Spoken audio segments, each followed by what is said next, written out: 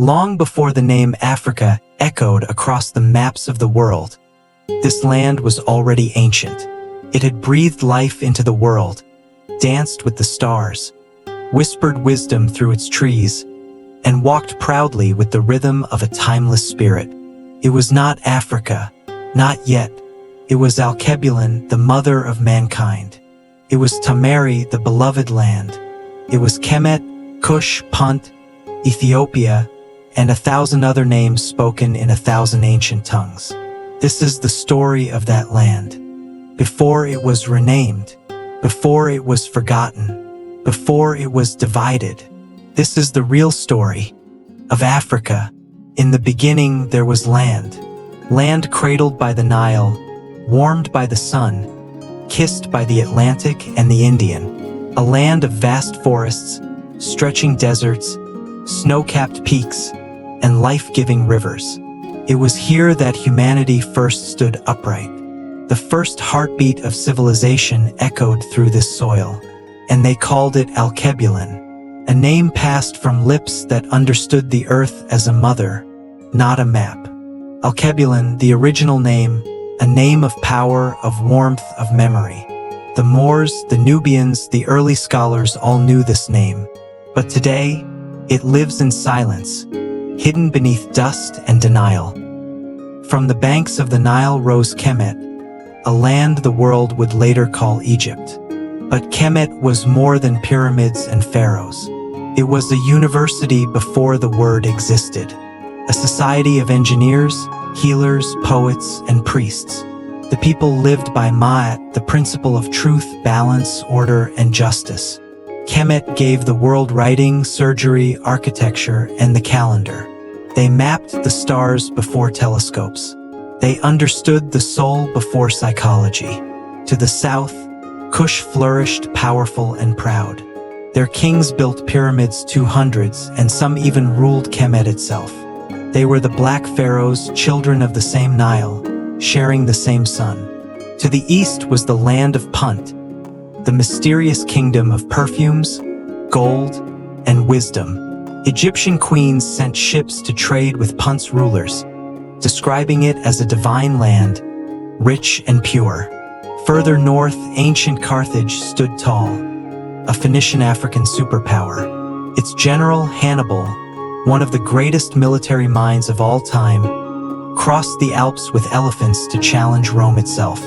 Yet, after Carthage fell, the Romans gave the land a new name, Africa. Some say it came from the Afri, a Berber tribe near present-day Tunisia. Others say from the Greek word Afrique, meaning without cold, or the Latin Aprica, meaning sunny. To the Arabs, it became Afrikia. To the world, it became Africa. But never forget, Africa did not name itself. To the west, across the golden sands of the Sahara, rose Ouagadougou, later known as the Ghana Empire. Built not on myth, but on gold, literal rivers of it. Ghana controlled the trade of salt, gold, ivory, and knowledge. Then came Mali, under the legendary Mansa Musa, whose pilgrimage to Mecca was so grand, it shook the economy of every city he passed.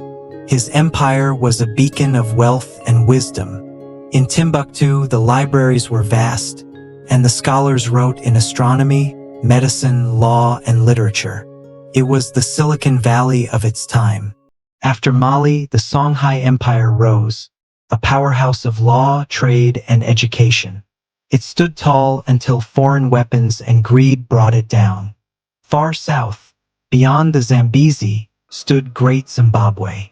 Massive stone towers, intricate walls built without mortar. A city that stunned European explorers who refused to believe Africans built it. But we did, because Africa was never tribal. Africa was architectural, spiritual, sovereign, supreme. In every corner of the continent, from the Dogon star knowledge in Mali to the San People's ancient cave art in South Africa, Africa understood the cosmos, understood healing, understood life and afterlife. We believed in ancestors not as memories but as living forces. We consulted oracles not for fear, but for balance. The drum was not an instrument, it was a language. The mask not decoration, but identity. This was the soul of Africa. Then came the silence. Foreign ships arrived, not to trade, but to take. They came for gold and took people. They came for land and took names. The Berlin Conference sliced Africa like a cake, drawn by rulers who never stepped foot here. They drew borders, created countries, planted flags. They erased languages, destroyed shrines, outlawed names. They taught that Africa was darkness, poverty, chaos. But Africa never forgot.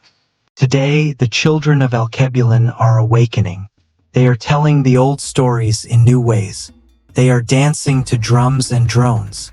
They are rebuilding what was hidden, reclaiming what was lost. They are making history across all industries in the world. The spirits of ALKEBULAN and their ancestors fights for the endlessly. The land that was once called ALKEBULAN is finding her voice again. And she is not asking for permission, because the world needs to hear her story, not from textbooks written in distant lands, but from the soil itself, from the rhythm of her people, from the truth. The story of Africa isn't lost.